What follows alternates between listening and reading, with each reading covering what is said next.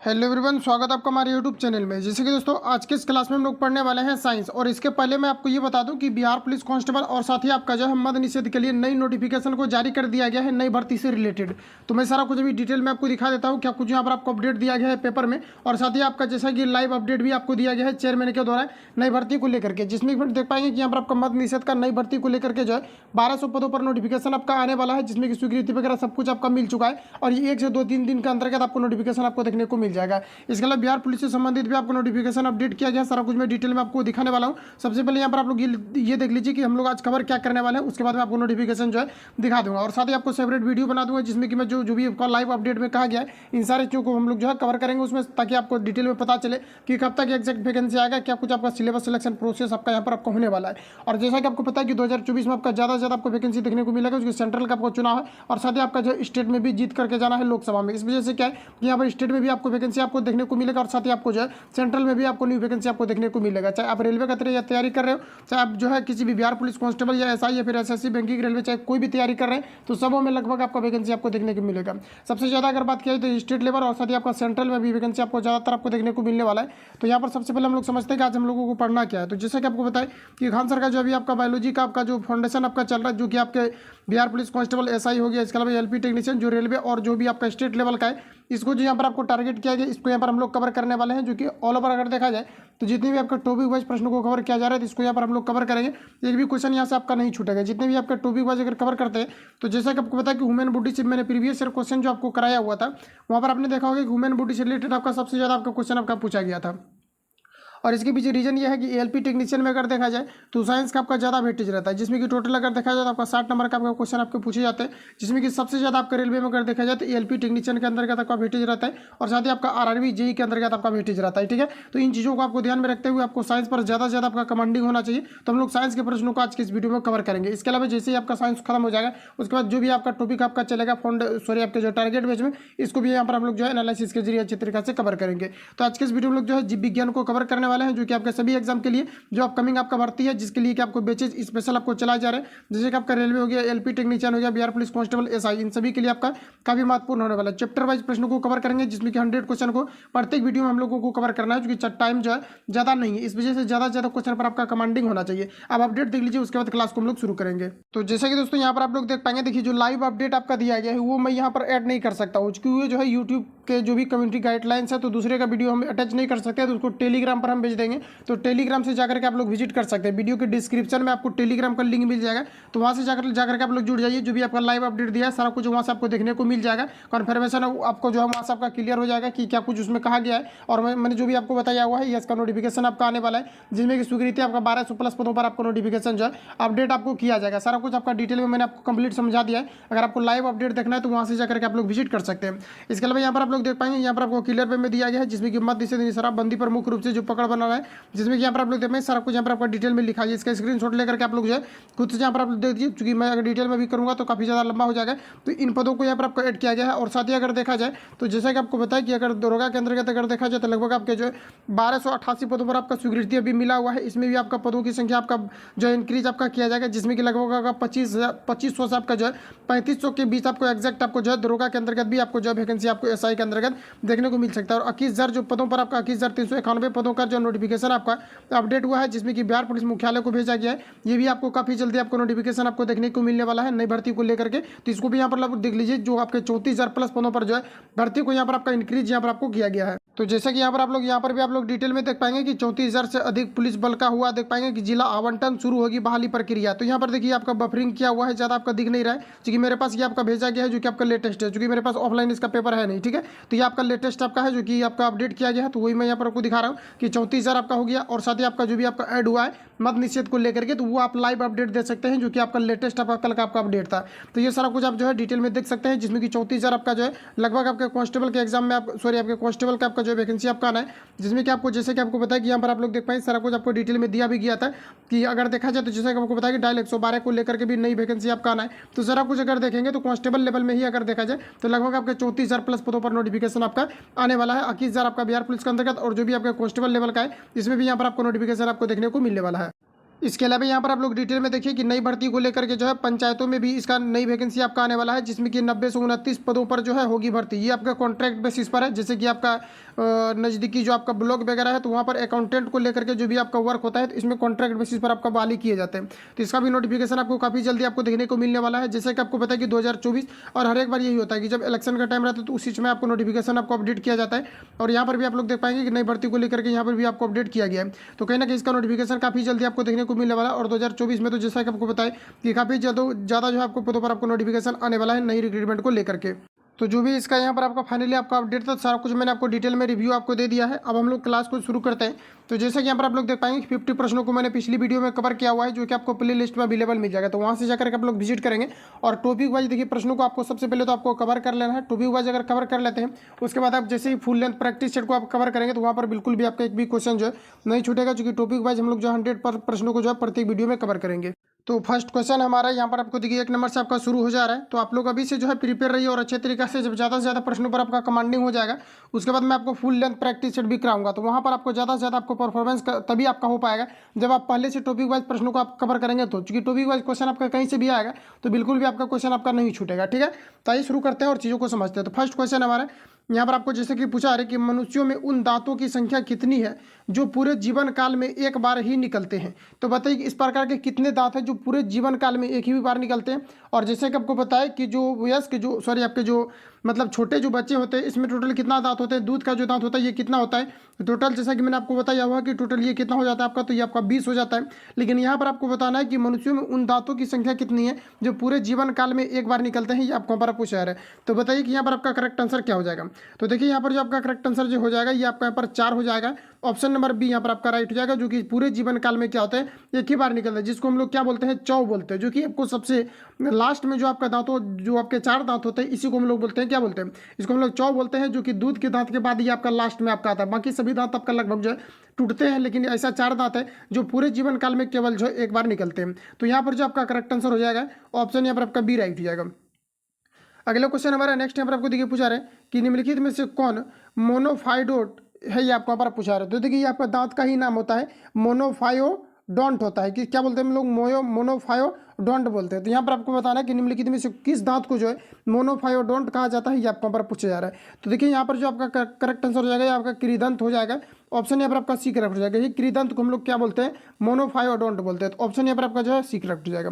अगला क्वेश्चन हमारा नेक्स्ट देखिए यहाँ पर आपको पूछा जा रहा है बताना है कि सामान्यतः अक्ल की दांत निकलती है कब निकलती है, ये आपको यहाँ पर बताना है। तो यहाँ पर जो आपका करेक्ट आंसर हो जाएगा 4 ऑप्शन यहाँ पर आपको देखना भी है ताकि आपका कॉन्फिडेंस भी बढ़े कि कौन सा यहाँ पर आपका करेक्ट आंसर होगा। तो यहाँ पर जो आपका करेक्ट आंसर हो जाएगा यहाँ पर ऑप्शन यहाँ पर आपका राइट हो जाएगा। 10 साल के बाद जो दांत निकलते हैं इसको हम लोग क्या बोलते हैं अक्ल की दांत बोलते हैं।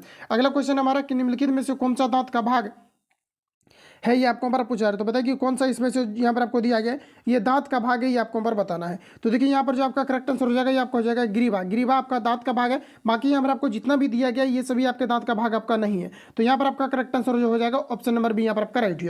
अगला क्वेश्चन हमारा नेक्स्ट देखिए यहाँ पर आपको पूछा है कि दांत का हुआ भाग जो मसूड़ों के ऊपर निकला होता है क्या कहलाता है, ये आपको पर बताना है। तो बताइए कि मसूड़ों के ऊपर जो दांत निकला होता है इसे हम लोग किस प्रकार के दांत के अंतर्गत रखेंगे, इसी को हम लोग बोलेंगे रूट। क्या बोलेंगे रूट। तो ऑप्शन यहाँ पर आपका एक करेक्ट हो जाएगा। इस प्रकार के प्रश्नों को आपको ध्यान में रखना, ये सभी क्वेश्चन आपके जो है पूछे गए हैं प्रीवियस पेपर में। अगला क्वेश्चन देखिए नेक्स्ट हमारा यहाँ पर आपको पूछा है कि प्रत्येक दांत के भीतर एक गुहा होती है जिसे डैश कहा जाता है। तो बताइए कि गुहा का मतलब होता है जो खाली स्पेस होता है इसको हम लोग गुहा बोलते हैं। तो यहाँ पर आपको बताना कि प्रत्येक दांत के भीतर एक गुहा होता है जिसे हम लोग क्या कहते हैं, ये आपको यहाँ पर पूछा रहता है। इसको हम लोग क्या कहते हैं, तो इसे कहा जाता है मज्जा, या फिर इसे क्या कहा जाता है मज्जा, या फिर मज्जा गुहा, या फिर इसी को हम लोग बोलते हैं कि पल्प केवेटी बोलते हैं। क्या बोलते हैं केवेटी बोलते हैं। ऑप्शन यहाँ पर आपका एक करेक्ट हो जाएगा, ये इसी को फिर जो है मज्जा बोला जाता है।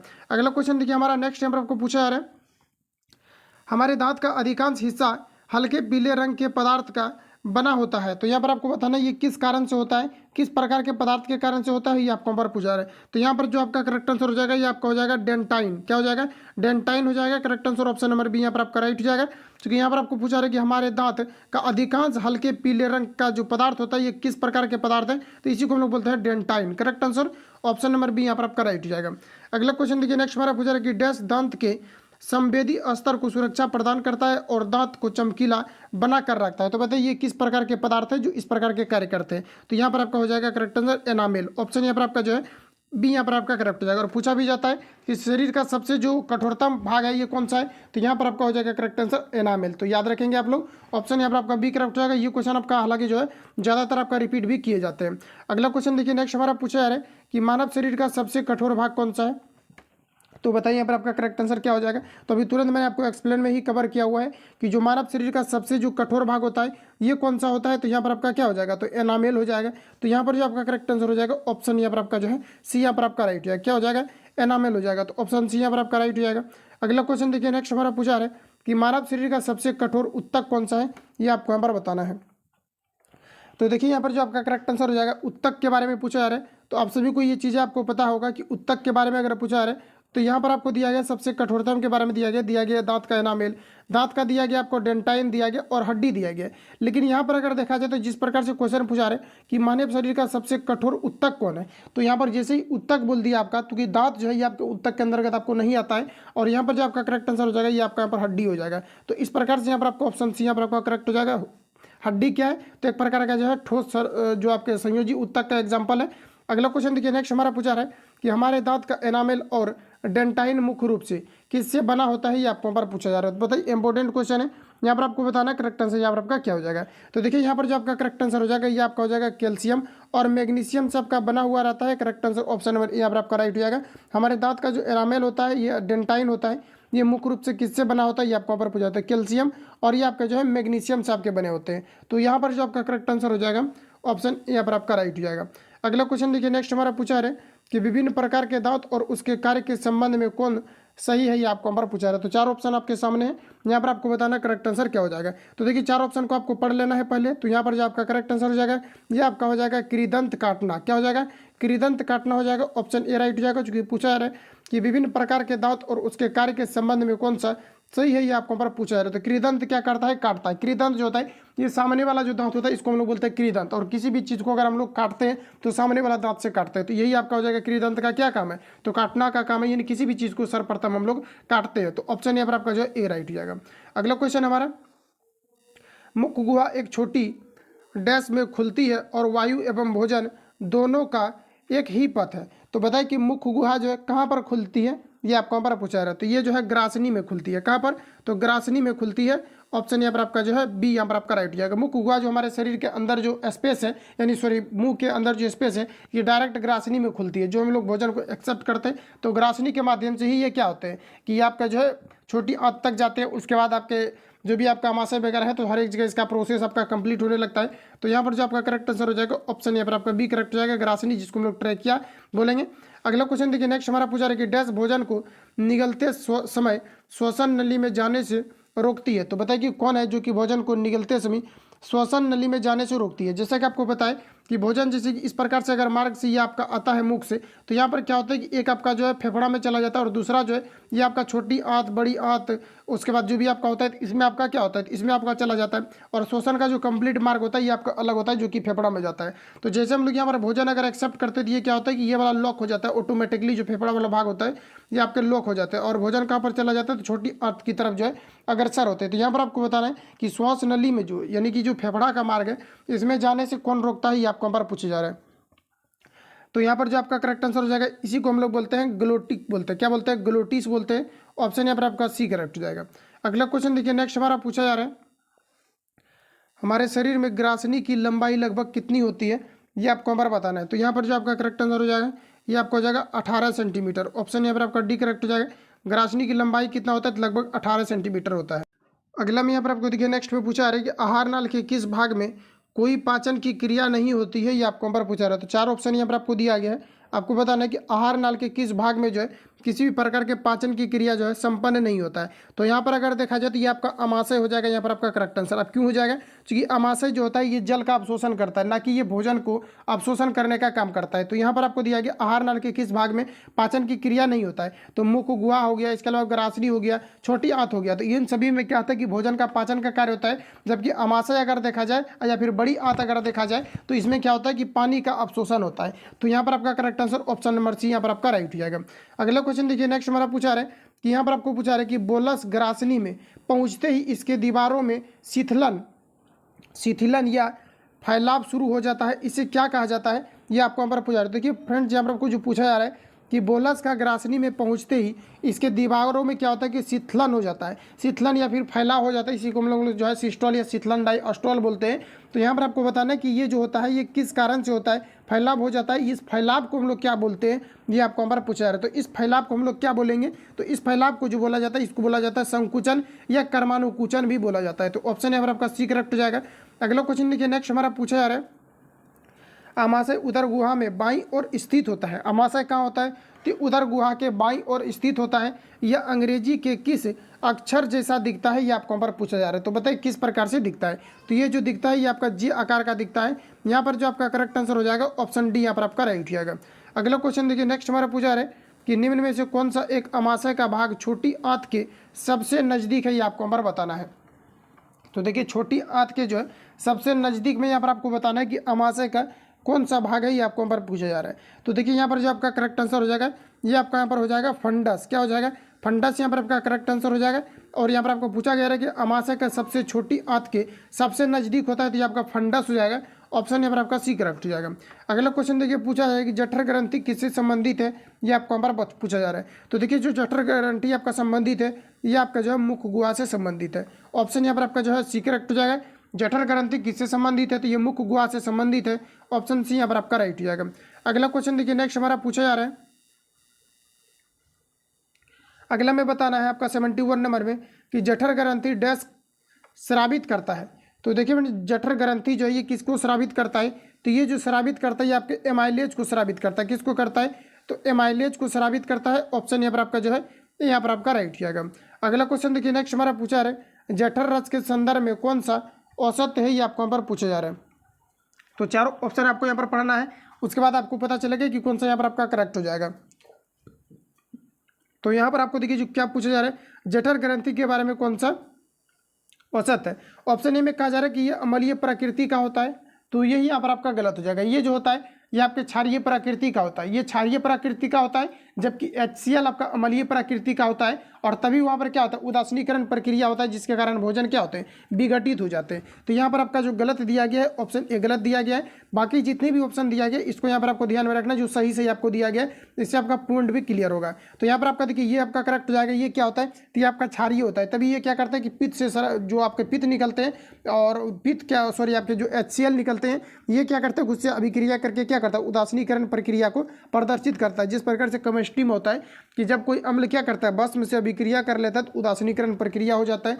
और वहाँ पर क्या होता है कि उदासीनीकरण आपका प्रक्रिया हो गया जिसमें कि आपका मुख्य रूप से आपका जल और लवण आपका बनते हैं। तो उसी प्रकार से क्या होता है कि हमारे बॉडी के अंतर्गत जो है लवण की भी आवश्यकताएं होती है। तो यहाँ पर क्या होता है कि जब आपका इधर से आपका क्या हो जाएगा, तो ये आपका इधर से क्या निकल जाएगा, तो क्षार निकल जाएगा। कहाँ से, तो जठर ग्रंथि जो अम्ल आपका HCl दे ही रहा है तो उदासीनीकरण आपका प्रतिक्रिया हो जाएगा। इसके अलावा यहाँ पर आपको दिया गया ऑप्शन बी सी में दिया गया है यह हल्के पीले रंग का होता है, तो बिल्कुल करेक्ट कहा जा रहा है। और यहाँ पर अगर देखा जाए ऑप्शन यहाँ पर आपको डी में दिया गया है कि इसका pH प्रास जो है 1 पॉइंट आपका 2 से लेकर के 3 पॉइंट आपका 0 तक होता है। तो ये भी यहाँ पर आपका जो है करेक्ट यहाँ पर आपको कहा जा रहा है, क्योंकि 1 पॉइंट अगर 2 से लेकर के 3.0 तक है तो ये आपका किस प्रकार से हो जाएगा, तो ये आपका किस प्रकार से हो जाएगा, तो ये आपका क्षारीय हो जाएगा। जबकि उससे अधिक होगा तो ये आपका अम्लीय हो जाएगा। और यहाँ पर आपका करेक्ट आंसर जो हो जाएगा ऑप्शन यहाँ पर आपका राइट हो जाएगा। तो आपको ध्यान में रखना है।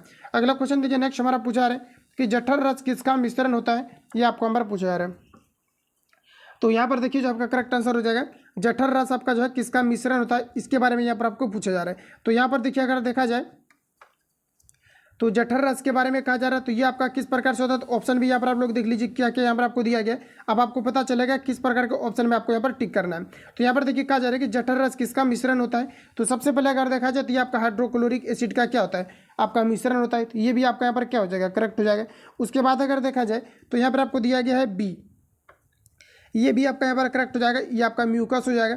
और यहाँ पर आपको ऑप्शन डी में दिया गया कि पेप्सी नोजन दिया गया, ये भी आपका यहाँ पर करेक्ट हो जाएगा। जठर रस जो है किसका मिश्रण होता है, तो ये आपका पेप्सी नोजन का भी होता है और ये आपका जो है प्रोरेनिन का भी होता है। तो इस प्रकार से अगर देखें तो यहाँ पर आपका correct answer option number D यहाँ पर आपका करेक्ट हो जाएगा, क्योंकि डी में आपका जो है सभी प्रकार के ऑप्शन यहाँ पर आपको जो है दिए गए हैं।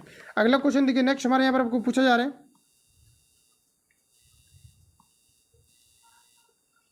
अगला में यहाँ पर आपको बताना है कि जठर रस में श्लेष्मा या म्यूकस का स्राव जठर ग्रंथि के किस कोशिका के द्वारा होता है, ये आपको यहाँ पर पूछा जा रहा है। तो बताइए कि जठर रस में श्लेष्मा या म्यूकस का जो स्राव होता है जठर ग्रंथि के किस कोशिका के द्वारा होता है, ये आपको यहाँ पर पूछा जा रहा है। तो ये आपका यहाँ पर हो जाएगा पेप्टिक कोशिका हो जाएगा। क्या हो जाएगा, तो आपका पेप्टिक कोशिका हो जाएगा। ऑप्शन सी यहाँ पर आपका राइट हो जाएगा। अगला क्वेश्चन देखिए, नेक्स्ट हमारा पूछा जा रहा है जठर रस में उपस्थित हाइड्रोक्लोरिक अम्ल का मुख्य कार्य क्या है, ये आपको यहाँ पर पूछा जा रहा है। तो बताइए इसका मेन कार्य क्या है। तो यहाँ पर जो आपका करेक्ट आंसर ऑप्शन ए में क्या दिया गया है, यह निष्क्रिय एंजाइम को सक्रिय बनाता है। बिल्कुल यहाँ पर आपका करेक्ट है, ऑप्शन यहाँ पर आपका राइट जाएगा। क्योंकि जठर ग्रंथि से जो निकलता है हाइड्रोक्लोरिक अम्ल आपका, ये क्या करता है, एंजाइम की क्रियाविधि को बढ़ा देता है और जो भोजन को विखंडित करने का कार्य करती है। तो ऑप्शन यहाँ पर आपका जो है यहाँ पर आपका राइट जाएगा। अगला क्वेश्चन देखिए, नेक्स्ट हमारा यहाँ पर आपको पूछा रहा है कि निम्नलिखित में से कौन बताना है कि प्रोटीयोलास्टिक एंजाइम है। तो बताइए कि प्रोटीएलास्टिक एंजाइम यहाँ पर आपका कौन सा निम्नलिखित में से दिया गया है, ये आपको यहाँ पर पूछा रहा है। तो ये आपका यहाँ पर हो जाएगा रेनिन। रेनिन क्या है, तो ये एक प्रकार का आपका जो है प्रोटीयोलास्टिक एंजाइम है। ऑप्शन यहाँ पर आपका सी करेक्ट हो जाएगा। इस प्रकार के कुछ आपको ऐसे क्वेश्चन मिलेंगे जो कि यहाँ पर आपको डायरेक्टली जो है ध्यान में रखना। अगला क्वेश्चन देखिए, नेक्स्ट हमारा पूछा रहे कि जठर रस में उपस्थित नेज कारक, यहाँ पर आपको बताना है कि नेज कारक डैश के अवशोषण के लिए आवश्यक है। तो बताइए कि जठर रस में उपस्थित नेज कारक ये किस प्रकार के विटामिन का संश्लेषण करता है, ये आपको यहाँ पर पूछा रहा है। तो ये विटामिन जो है सी का संश्लेषण करता है। ऑप्शन यहाँ पर आपका एक करेक्ट हो जाएगा। ये सभी क्वेश्चन आपका हाई लेवल का आपका क्वेश्चन है, तो आपको ध्यान से आपको देखते चलना है। इसके पहले जो क्लास प्रोवाइड मैंने किया हुआ वहाँ पर आपको इजी क्वेश्चन था, लेकिन आपको लो टू आपको हाई लेवल का पढ़ना है ताकि आपको एग्जाम में जो है इस प्रकार के क्वेश्चन मिले तो आप बिल्कुल जो अटेम्प्ट ले सकते हैं। अगला क्वेश्चन देखिए, नेक्स्ट हमारा पूछा है अमाशय डैश भोजन का संग्रहण करता है। तो अमाशय जो है कितने घंटे तक जो है भोजन का संग्रहण कर सकता है, ये आपको यहाँ पर पूछा रहा है। तो यहाँ पर आपका हो जाएगा 3 से 4 घंटे तक जो है भोजन का संग्रहण कर सकता है। ऑप्शन सी यहाँ पर आपका राइट हो जाएगा। अगला क्वेश्चन देखिए, नेक्स्ट हमारा पूछा रहा है कि हमारे शरीर में पाचन की प्रक्रिया कहाँ से शुरू होती है, ये आपको यहाँ पर पूछा रहा है। तो ये मुख्य गुहा से ही हो जाता है, जब हम लोग भोजन को चबाते हैं तब से ही। तो यहाँ पर जो आपका करेक्ट आंसर हो जाएगा 79 नंबर का, यहाँ पर आपका ये बिल्कुल करेक्ट हो जाएगा। अगला क्वेश्चन देखिए, नेक्स्ट हमारा यहाँ पर आपको पूछा जा रहा है कि निम्न में से किसका पाचन हमारे मुख से शुरू हो जाता है, ये आपको यहाँ पर बताना है। तो यहाँ पर देखिए जो आपका करेक्ट आंसर हो जाएगा ये आपका कार्बोहाइड्रेट हो जाएगा। ऑप्शन यहाँ पर आपका जो है डी यहाँ पर आपका करेक्ट हो जाएगा। जब हम लोग भोजन को जो है चबाते हैं तो यहाँ पर क्या होता है कि स्टार्च जो है कार्बोहाइड्रेट में परिवर्तित हो जाता है और यहाँ से मेनली आपका कार्बोहाइड्रेट का टूटना शुरू हो जाता है। तो इस प्रकार से ऑप्शन डी यहाँ पर आपका राइट हो जाएगा। अगला क्वेश्चन हमारा कि हमारे शरीर की प्रक्रिया में प्रोटीन का पाचन कहाँ से शुरू होता है, ये आपको यहाँ पर पूछा रही है। ये जितने भी क्वेश्चन आपका 3-4 क्वेश्चन लगातार दिया गया ये काफ़ी ज़्यादा इंपॉर्टेंट है, चूँकि प्रीवियस ईयर में आपका ज़्यादातर जो है रिपीट हुआ था। तो अगला यहाँ पर आप देखेंगे क्या पूछा जा रहा है कि हमारे शरीर में पाचन क्रिया में प्रोटीन का पाचन कहाँ पर होता है, ये आपको यहाँ पर पूछा रहा है। ये छोटी आंत में होता है। Correct answer option number C यहाँ पर आपका राइट हो जाएगा। प्रोटीन का पाचन कहाँ होता है, तो ये आपके छोटी आंत में होता है। अगला क्वेश्चन देखिए, नेक्स्ट हमारा पूछा है अमाशय में अंशतः पाचित खाना जो छोटी आंत में प्रवेश करता है उसे क्या कहा जाता है, ये आपको यहाँ पर पूछा है। तो अमाशय में अंशतः जो है पाचित खाना जो छोटी आंत में प्रवेश करता है उसे क्या कहा जाता है, ये आपको यहाँ पर पूछा जा रहा है। जनरली अगर देखा जाए तो भोजन का जो टूटना या शुरू होता है ये आपके मुंह से ही हो जाता है। और अमाशय में क्या होता है कि तरह तरह के एंजाइम जैसे आपका एमाइलेज हो गया, ट्रिप्सिन हो गया और पेप्सिन हो गया, ये सभी क्या करता है कि भोजन को विखंडित करता है। और अमाशय में ही क्या होता है कि हाइड्रोक्लोरिक एसिड का भी जो है स्रावन होता है और जो एंजाइम की क्रियाविधि को बढ़ा देता है, तभी क्या होता है कि भोजन जो है वहीं पर विखंडित होने लगता है। और यहाँ पर आपको बताना है कि ये जो प्रवेश करता है किसमें, जो छोटी आंत में, चूंकि भोजन का जो अवशोषण होता है ये आपके छोटी आंत में होता है। तो इस प्रकार के भोजन को हम लोग क्या कहेंगे, ये आपको यहाँ पर पूछा रहे थे। इसको हम लोग बोलते हैं वोलस। क्या बोलेंगे, वोलस बोलेंगे। यहाँ पर जो आपका करेक्ट आंसर हो जाएगा ऑप्शन यहाँ पर आपका राइट हो जाएगा। अगला क्वेश्चन देखिए, नेक्स्ट हमारा यहाँ पर आपको पूछा रहे कि मनुष्यों में छोटी आंत की लंबाई लगभग कितनी होती है, ये आपको यहाँ पर बताना है। तो यहाँ पर जो आपका करेक्ट आंसर हो जाएगा छोटी आंत की लंबाई लगभग जो है ये 5 मीटर होता है। तो ऑप्शन यहाँ पर आपका बी राइट हो जाएगा। अगला क्वेश्चन देखिए, नेक्स्ट हमारा पूछा रहे कि छोटी आंत का सबसे पहला और सबसे छोटा भाग कौन सा है, ये आपको यहाँ पर बताना है। तो यहाँ पर जो आपका करेक्ट आंसर हो जाएगा ऑप्शन यहाँ पर आपका राइट हो जाएगा, जिसको हम लोग डुडेनम बोलेंगे। डुडेनम जो होता है ये क्या होता है, तो छोटी आंत का सबसे पहला और सबसे बड़ा भाग होता है। तो छोटी आंत का सबसे बड़ा भाग कौन सा होता है, तो डुओडेनम होता है। ऑप्शन यहाँ पर आपका ए राइट हो जाएगा। अगला क्वेश्चन हमारा मानव शरीर में डुडेनम की आकृति अंग्रेजी के किस अक्षर जैसा होता है, ये आपको यहाँ पर बताना है। तो यहाँ पर जो आपका करेक्ट आंसर हो जाएगा ये आपके एल के जैसा होता है। किस प्रकार से होता है, तो ये एल के जैसा होता है। ऑप्शन ए सी यहाँ पर आपका राइट हो जाएगा। अगला क्वेश्चन हमारा कि मानव शरीर में खाना का सबसे अधिक पाचन कहाँ होता है, ये आपको हमारा पूछा रहा है। इंपॉर्टेंट क्वेश्चन, इस प्रकार के जनरली क्वेश्चन जो बेसिक लेवल के होते हैं ज़्यादातर आपका रिपीट किया जाता है। तो इस प्रकार के क्वेश्चन आपका रिपीट भी काफ़ी ज़्यादा आपके हुए हैं। तो यहाँ पर आपको बताना है कि मानव शरीर में खाना का सबसे अधिक पाचन कहाँ पर होता है ये आपको यहाँ पर पूछा जा रहा है। तो यहाँ पर जो आपका करेक्ट आंसर हो जाएगा ये आपका हो जाएगा कहाँ, सॉरी यहाँ पर आपको दिया गया मानव शरीर में खाना का सबसे अधिक पाचन कहाँ होता है, तो पाचन के बारे में पूछा रहे थे। ये आपका मुख गुहा हो जाएगा, कहाँ पर, मुख गुहा में हो जाएगा, क्योंकि भोजन कितना भी बड़ा रहे उसको जो तोड़ने का कार्य किया जाता है ये मुख गुहा के द्वारा किया जाता है। अगर आप शोषण के बारे में पूछा जाएगा तो ये आपका छोटी आंत हो जाता है, लेकिन पूछा जा रहा है तोड़ने का काम, तो यहाँ पर आपका correct answer option number D यहाँ पर आपका राइट हो जाएगा। अगला क्वेश्चन देखिए, नेक्स्ट हमारा पूछा जा रहा है कि मानव आहार नाल का सबसे लंबा भाग कौन सा है, ये आपको यहाँ पर पूछा रहा है। तो 4 ऑप्शन आपके सामने है, यहाँ पर आपको बताना करेक्ट आंसर क्या हो जाएगा। तो यहाँ पर देखिए आपका करेक्ट आंसर क्या हो जाएगा, तो ये आपका यहाँ पर हो जाएगा ट्रेकिया। ट्रेकिया जो है ये आहार नल का ये आपका जो है सबसे बड़ा भाग होता है। ऑप्शन यहाँ पर आपका बी राइट हो जाएगा। अगला क्वेश्चन देखिए, नेक्स्ट हमारा पूछा जा रहा है कि मानव शरीर में पाचन की प्रक्रिया डैश में समाप्त हो जाती है। तो पाचन की प्रक्रिया जैसे कि आपको बताया, पहले आपके आंत में होते हैं, उसके सॉरी आपके मुंह में होते हैं, उसके बाद ट्रेकिया होते हुए अमाशय में जाते हैं, अमाशय के बाद छोटी आंत, उसके बाद बड़ी आंत, उसके बाद फिर आपका जो है का बड़ी आंत में जाते हैं, बड़ी आंत में फाइनली इसका जो है अवशोषण आपका हो जाता है। लेकिन यहाँ पर देखिए आपको क्या क्या यहाँ पर आपको दिया गया है, तो बड़ी आंत के रेक्टम में दिया गया, क्या दिया गया, बड़ी आंत के रेक्टम में। तो ये आपको ऑप्शन आपका हो जाता। अगर ऑप्शन डी नहीं दिया रहा था छोटी आंत के सीरम में, तब आपका यहाँ पर करेक्ट आंसर जो है रेक्टम आपका हो जाता है, क्योंकि रेक्टम इसके बाद होते हैं आपका। तो यहाँ पर जो आपका करेक्ट आंसर हो जाएगा ऑप्शन यहाँ पर आपका जो है डी यहाँ पर आपका करेक्ट हो जाएगा। छोटी आंत की ये क्या होता है, तो सीरम सीकम में क्या होते हैं, भोजन का फाइनली आपका अवशोषण हो जाता है, फिर भी कुछ आपके भोजन आपका बच जाते हैं जो कि बड़ी आंत के रेक्टम में जाकर के अवशोषित होते हैं। हालांकि रेक्टम अगर देखा जाए तो काम नहीं करता है, क्योंकि हम लोग क्या करते हैं, सेलुलोज का सेवन नहीं करते हैं, और रेक्टम में क्या होता है कि सेलुलोज को पचाने वाला उसमें एक जो है आपके ग्रंथि पाए जाते हैं, और ये क्या होता है कि हम लोग सेलुलोज का तो सेवन करते नहीं है, तो ये क्या होता है कि ऑटोमेटिकली वो एक अवशेषी अंग का आपका उदाहरण हो जाता है। जिस प्रकार से नाक अगर देखा जाए, कान देखा जाए, तो इस प्रकार के क्या है, और फिर अगर अंदर में अगर देखा जाए तो चौ जो होते हैं वो भी क्या होता है, अवशेषी अंग का उदाहरण होता है। तो उसी प्रकार से ये आपका जो है काम नहीं करता है। तो यहाँ पर आपका करेक्ट आंसर क्या हो जाएगा, तो ऑप्शन डी करेक्ट हो जाएगा। छोटी आंत के जो सीकम होते हैं इसमें यहाँ पर क्या होता है कि भोजन आपके समाप्त हो जाते हैं पाचन की क्रिया। तो ऑप्शन यहाँ पर आपका डी राइट हो जाएगा। अगला क्वेश्चन देखिए, पूछा रहा है कि छोटी आंत का सबसे लंबा भाग कौन सा है, ये आपको यहाँ पर पूछा रहा है। तो 89 नंबर का जो करेक्ट आंसर हो जाएगा ये आपका यहाँ पर हो जाएगा सीकम। ऑप्शन यहाँ पर आपका सी डी यहाँ पर आपका जो है राइट हो जाएगा। अगला क्वेश्चन देखिए, नेक्स्ट पूछा रहा है कि इलियम की दीवार की भीतरी सतह पर अंगुलियों के समान रचनाएं पाई जाती है, जिसे क्या कहा जाता है, ये आपको यहाँ पर पूछा रहा है। तो बताइए कि इलियम की दीवार की भीतरी सतह पर उंगलियों के समान रचना पाई जाती है, जिसे हम लोग क्या कहेंगे, ये आपको यहाँ पर पूछा जा रहा है। तो ऑप्शन देख लीजिए, 4 ऑप्शन क्या कुछ यहाँ पर आपको दिया गया है। तो यहाँ पर आप लोग देख पाएंगे इसका 2 ही ऑप्शन आपका दिया गया है, 2 ऑप्शन कट गया। हालांकि इसका आंसर जो है आपका फंडस हो जाएगा, तो यहाँ पर आपका कट रहा है। बाकी इसका देख लेते हैं, नेक्स्ट पेज में आपका आया है ना, चूंकि स्कैनिंग पीडीएफ है।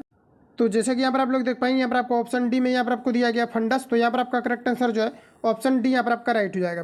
अगला क्वेश्चन देखिए, नेक्स्ट हमारा यहाँ पर आपको पूछा रहा है कि छोटी आंत में उपस्थित, यहाँ पर आपको बताना है कि विलाई का मुख्य कार्य क्या है, ये आपको यहाँ पर पूछा जा रहा है। तो छोटी आंत में उपस्थित विलाई का मुख्य कार्य क्या है, ये आपको यहाँ पर पूछा जा रहा है। तो यहाँ पर जो आपका करेक्ट आंसर हो जाएगा, ये क्या करता है कि वसा को जो है ये आपका पचाता है, वसा का उपायसीकरण कौन करता है, तो ये आपका विलाई का कार्य। ऑप्शन यहाँ पर आपका सी करेक्ट हो जाएगा, जो कि कहाँ पर उपस्थित होते हैं, तो ये छोटी आंत में आपके उपस्थित होते हैं। अगला क्वेश्चन देखिए, नेक्स्ट हमारा यहाँ पर आपको पूछा जा रहा है, अगला में यहाँ पर आपको बताना है कि छोटी आंत में एंजाइम के सक्रिय के लिए डैश की आवश्यकता होती है। तो बताइए कि एंजाइम को सक्रिय कौन करता है, एक्टिव कौन करता है, ये आपको यहाँ पर पूछा जा रहा है। तो ये करता है हाइड्रोक्लोरिक एसिड, चूंकि मैंने आपको ऑलरेडी बताया हुआ है HCl जो होता है ये क्या करता है कि एंजाइम की क्रियाविधि को जो है आपका तेज कर देता है। लेकिन यहाँ पर अगर देखा जाए तो HCl के बारे में कहीं नहीं दिया गया है, तो यहाँ पर आपका करेक्ट आंसर जो हो जाएगा ऑप्शन यहाँ पर आपका डी करेक्ट हो जाएगा, इनमें से कोई नहीं। अगला क्वेश्चन देखिए, नेक्स्ट हमारा पूछा जा रहा है कि बड़ी आंत का कौन सा भाग छोटी आंत के इलियस से जुड़ा होता है, ये आपको पर पूछा जा रहा है। तो बताइए कि बड़ी आंत का कौन सा भाग आंत के इलियस से जुड़ा होता है, ये आपको यहाँ पर बताना है। तो ये जो आपका जुड़ा होता है ये आपका होता है कालोन। कौन हो जाएगा, तो ये आपका यहाँ पर कालोन हो जाएगा। Correct answer option number B यहाँ पर आपका राइट हो जाएगा। अगला क्वेश्चन देखिए, नेक्स्ट हमारा पूछा जा रहा है अवशेषी अंग, यहाँ पर आपको बताना है अपेंडिक्स, जिनकी रचना एक उंगली जैसी होती है, ये किसका भाग होता है, ये आपको यहाँ पर बताना है। तो यहाँ पर देखिए जो आपका करेक्ट आंसर हो जाएगा, यहाँ पर आपका हो जाएगा कि ये बड़ी आंत का जो है ये आपका भाग होता है। किसका भाग होता है, तो ये बड़ी आंत का जो है रेक्टम का भाग होता है, जिसे हम लोग क्या बोलते हैं, तो इसको हम लोग बोलते हैं अपेंडिक्स। क्या बोलेंगे, अपेंडिक्स बोलेंगे। तो यहाँ पर आपका correct answer option number C यहाँ पर आपका राइट हो जाएगा, जिसका कि आकार उंगली के समान होता है। अगला क्वेश्चन देखिए 95 नंबर कि भोजन को वापस बड़ी आंत में छोटी आंत में जाने से रोकता है, कौन रोकता है, ये आपको पर पूछा रहे। तो भोजन को वापस जो है बड़ी आंत से छोटी आंत में आने से कौन रोकता है, यानी रिवर्स नहीं होने देता है, ये किसका काम है, ये आपको पर पूछा जा रहा है। तो यहाँ पर जो आपका करेक्ट आंसर हो जाएगा ये आपको ऑप्शन सी राइट हो जाएगा। ये आपका क्या हो जाएगा, तो अधोगामी कोलन जो होता है ये भोजन को रिटर्न नहीं आने देता है। तो यहाँ पर जो आपका करेक्ट आंसर हो जाएगा ऑप्शन सी यहाँ पर आपका राइट हो जाएगा। अगला क्वेश्चन देखिए, नेक्स्ट हमारा पूछा रहा है कि निम्न में से कौन सा एक बड़ी आंत का कार्य नहीं है, ये आपको वहाँ पर पूछा रहा था। इस प्रकार के ऑप्शन में आपको जो है सभी ऑप्शन को सबसे पहले पढ़ना पड़ेगा। तो भोजन का पाचन ये क्या है, बड़ी आंत का आपका कार्य होता है निश्चित तौर पर। और यहाँ पर ऑप्शन बी में अगर देखा जाए तो जल का अवशोषण, ये भी आपका बड़ी आंत में होता है। ऑप्शन यहाँ पर आपको सी में दिया गया है कि ये क्या करता है, खनिज और औषधि का अवशोषण करता है। तो बिल्कुल करता है, ये सभी आपके पाचन के बाद जो है सभी का अवशोषण किया जाता है। लेकिन यहाँ पर आपको दिया गया म्यूकस का स्राव करता है, या फिर संश्लेष दिया गया यहाँ पर आपको संश्लेष का स्राव करता है, जिसको हम लोग म्यूकस बोलेंगे, स्राव करता है। ये इसका काम आपका नहीं है। तो यहाँ पर जो आपका करेक्ट आंसर हो जाएगा ऑप्शन नंबर डी यहाँ पर आपका राइट हो जाएगा, ये बड़ी आंत का कार्य नहीं है। अगला क्वेश्चन देखिए, नेक्स्ट हमारा पूछा जा रहा है, पाचन प्रक्रिया में अपचयित और अनअपचयित पदार्थों को क्या कहा जाता है, ये आपको हमारा पूछा रहा है। तो पाचन क्रिया में जो नहीं पचेगा और जो पचेगा, इन दोनों को सम्मिलित रूप से क्या कहेंगे, ये आपको हमारा पूछा रहा है। इसको हम लोग बोलेंगे मल, क्या बोलेंगे, मल बोलेंगे। ऑप्शन यहाँ पर आपका जो है सी यहाँ पर आपका राइट हो जाएगा। अगला क्वेश्चन देखिए, नेक्स्ट हमारा पूछा रहा है, और अस्थायी रूप से मल त्यागने से पहले तक यह डैश में रहता है। तो बताइए कि मल मूत्र जो होता है ये त्यागने से पहले किस रूप में रहता है, ये आपको यहाँ पर पूछा जा रहा है। तो यहाँ पर आपका हो जाएगा ये आपका सीकम के रूप में रहता है। किस रूप में रहता है, तो ये आपका सीकम के रूप में रहता है। ऑप्शन यहाँ पर आपका ए राइट हो जाएगा। अगला क्वेश्चन देखिए, नेक्स्ट हमारा पूछा जा रहा है 99 नंबर में कि डैश मलाशय द्वारा जो शरीर के बाहर की ओर खुलता है। तो बताइए कि कौन है जो मलाशय द्वारा शरीर के बाहर की ओर खुलता है, ये आपको यहाँ पर पूछा रहा है। तो यहाँ पर आपका करेक्ट आंसर हो जाएगा ऑप्शन नंबर बी यहाँ पर आपका राइट हो जाएगा, जिसे हम लोग मूत्रमार्ग बोलेंगे। ऑप्शन यहाँ पर आपका बी राइट हो जाएगा।